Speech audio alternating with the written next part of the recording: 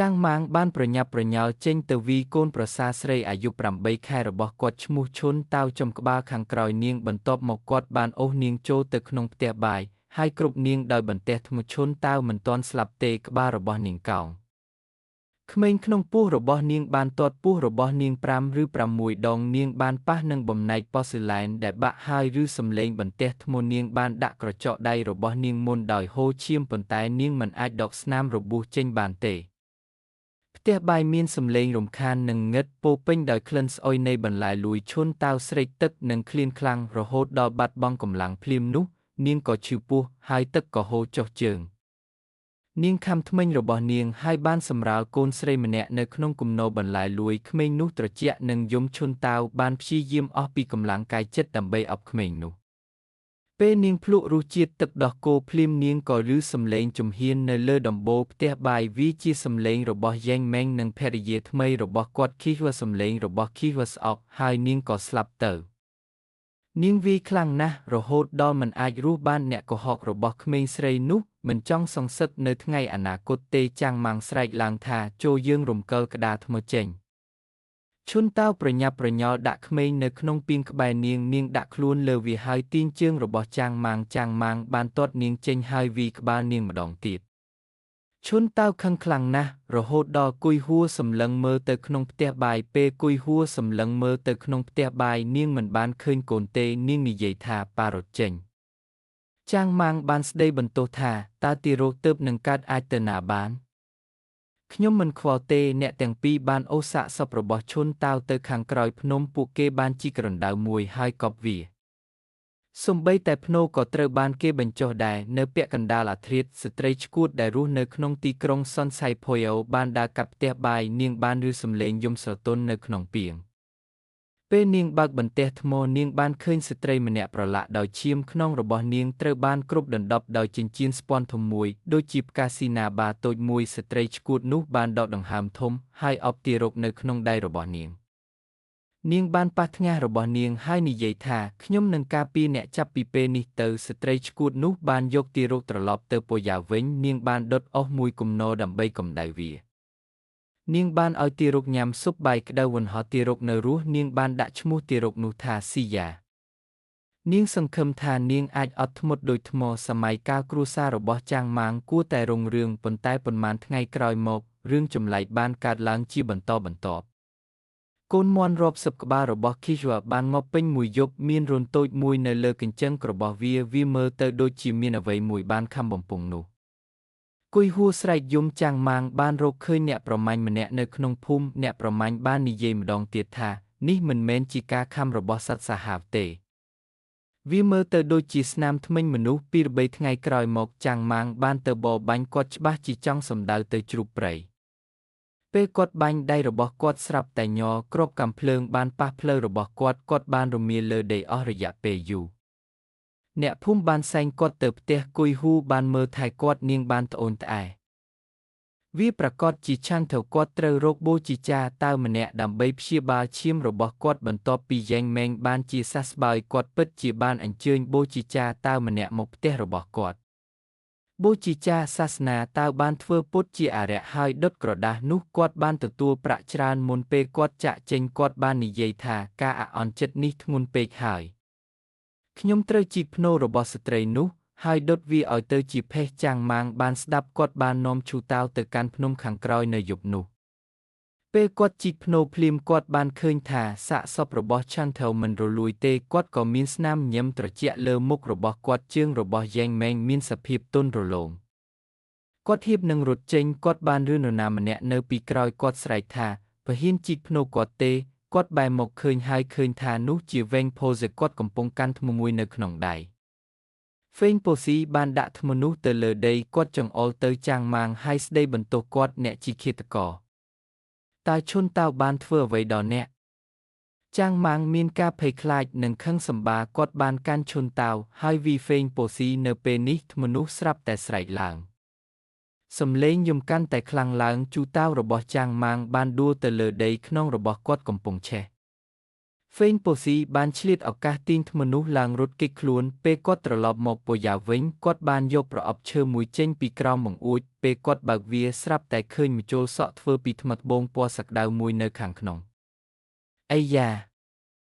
នេះជាដងជីងរបស់ម្ដាយឯងហ្វេងប៉ូស៊ីបាននិយាយថាឈុនតាវគឺជានារីវ័យក្មេងនៅក្នុងភូមិម្ជុលសក់ធ្វើពីថ្មគុជនេះគឺជាគ្រឿងសឹករបស់គាត់ពេលខ្ញុំត្រូវអ្នកស្រុកធ្វើបាបឈុនតាវបានជួយសង្គ្រោះខ្ញុំតែងតែចងចាំគុណបំណាច់នេះជានិច្ចនៅថ្ងៃនោះខ្ញុំមិនត្រឹមតែជួយសង្គ្រោះអ្នកប៉ុណ្ណោះទេថែមទាំងបានរកឃើញម្ជុលសក់ត្បូងដែលធ្លាក់ពីឈុនតាវទៀតផងខ្ញុំដឹងថាគាត់ត្រូវគេធ្វើបាបខ្ញុំតែងតែចង់រកឱកាសសងសឹកគាត់ប៉ុន្តែចាងម៉ាងគឺជាមនុស្សរឹងមាំខ្ញុំជាស្ត្រីចំណាស់ម្នាក់មិនមែនជាគូប្រជែងតតែសោះមិននឹកស្មានដល់បន្ទាប់ពីកន្លះឆ្នាំខីយួរមានផ្ទៃពោះយ៉ែងម៉េងមានអារម្មណ៍សប្បាយចិត្តខ្លាំងណាស់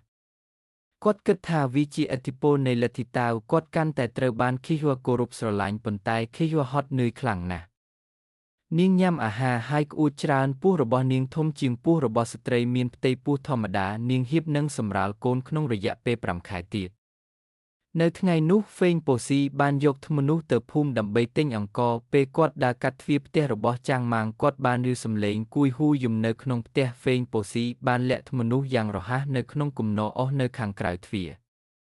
គួយហ៊ូបានឮថាអ្នកមានផ្ទៃពោះហ្វេងប៉ូស៊ីញឹមហើយនិយាយថាគួយហ៊ូចង់បណ្ដេញគាត់ចេញប៉ុន្តែហ្វេងប៉ូស៊ីចាប់ដៃនាងហើយប៉ះពោះរបស់នាងភ្លាមនោះមុខរបស់នាងបានផ្លាស់ប្ដូរ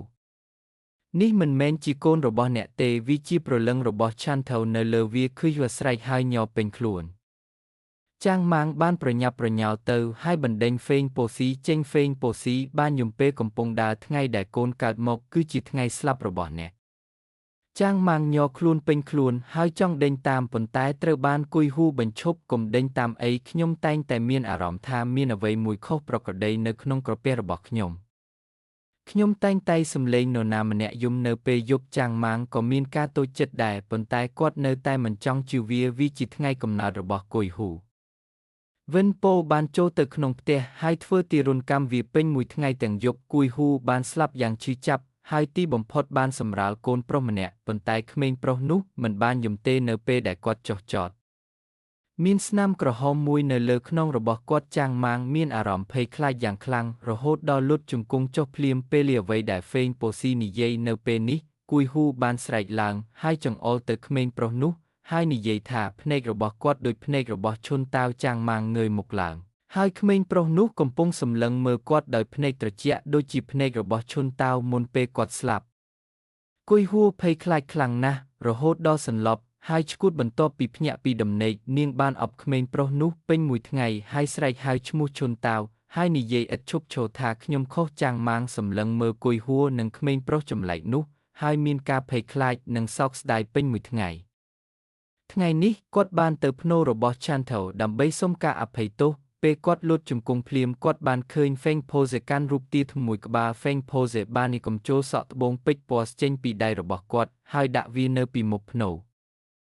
ឈុនតាវខ្ញុំបាននាំកូនស្រីរបស់អ្នកនិងអ្នកដែលធ្វើបាបអ្នកមកដោយមិននឹកស្មានដល់ពេលដែលម្ជុលសក់ត្បូងថ្មពណ៌សប៉ះនឹងភ្នូរស្រាប់តែមានភ្លើងពណ៌ក្រហមភ្លឺឡើងភ្លាមនោះចន្លោះមួយបានបើកនៅពីមុខភ្នូរហើយដៃស្លេកមួយបានចេញពីវាហើយហាក់ដូចជាចាប់ជើងរបស់ចាងម៉ាងស្រែករកជំនួយប៉ុន្តែដៃនោះកាន់តែតឹងឡើងហ្វេងប៉ូស៊ីនិយាយដោយត្រជាក់ថានេះជាអ្វីដែលអ្នកជំពាក់ជូនតាវដល់ពេលត្រូវសងវិញហើយទីថ្មសម្លឹងមើលទៅចាងម៉ាងដែលកំពុងតស៊ូហើយស្រាប់តែនិយាយឡើងថាប៉ាហេតុអ្វីបានជាប៉ាសម្លាប់ម្ដាយខ្ញុំនេះជាលើកដំបូងហើយដែលទីថ្មនិយាយហើយសំឡេងរបស់វាក៏ច្បាស់និងខ្លាំងពេលចាងម៉ាងឬភ្លាមទឹកភ្នែករបស់វាក៏ហូរចុះមកហើយអ្វីដែលវាចង់និយាយត្រូវបានទាញចូលទៅក្នុងស្នាមប្រេះដោយដៃមួយសន្ទុះក្រោយមកក៏គ្មានសំឡេងអ្វីចេញមកគួយហ៊ូរត់ទៅខាងក្រោយភ្នំហើយយំសោកសៅទៅកាន់ភ្នូរនាងបានបាត់ខ្លួននៅក្នុងព្រៃហើយគ្មានអ្នកណាបានឃើញនាងទៀតទេហ្វឹងប៉ូស៊ីបាននាំទីថ្មត្រឡប់ទៅប៉ូយ៉ាវិញទោះបីជាថ្ងៃនោះពិបាកក៏ដោយម្ដាយនិងកូនស្រីបានរស់នៅយ៉ាងមានស្ថិរភាពនៅពេលដែលទីថ្មធំឡើងដល់អាយុ10 ឆ្នាំហ្វេងប៉ូស៊ីបានធ្លាក់ខ្លួនឈឺមុនពេលវាស្លាប់វាបានប្រាប់នាងថាតាមពិតទៅខ្ញុំមិនមែនជាហ្វេងប៉ូស៊ីទេជីតារបស់អ្នកគឺជាអ្នកមានគុណរបស់ខ្ញុំត្រូវបានគាត់ប្រគល់ឲ្យការពារអ្នកនៅពេលនោះ គឺលោកយ៉េងម៉េងដែលបានរកឃើញអ្នកកុហក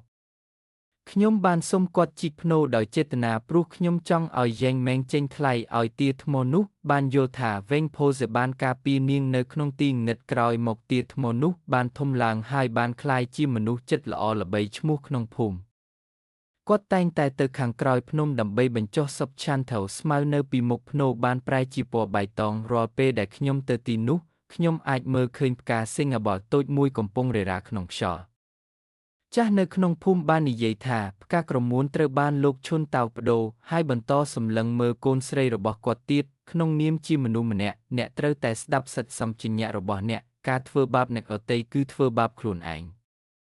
ដើម្បីរៀបការជាមួយប្រពន្ធថ្មីចាងម៉ាងបានសម្លាប់ប្រពន្ធមានផ្ទៃពោះរបស់គាត់ហើយចុងក្រោយត្រូវបានលេបត្របាក់ដោយភ្នូរគុយហ៊ូបានជួយមនុស្សអាក្រក់ឲ្យធ្វើអំពើអាក្រក់ហើយនៅទីបញ្ចប់ហ្វេងប៉ូស៊ីគ្មានអ្វីទាំងអស់ទោះបីជាឈុនតាវបានស្លាប់ដោយអយុត្តិធម៌ក៏ដោយក៏មានមនុស្សស្មោះត្រង់ការពារកូនស្រីរបស់គាត់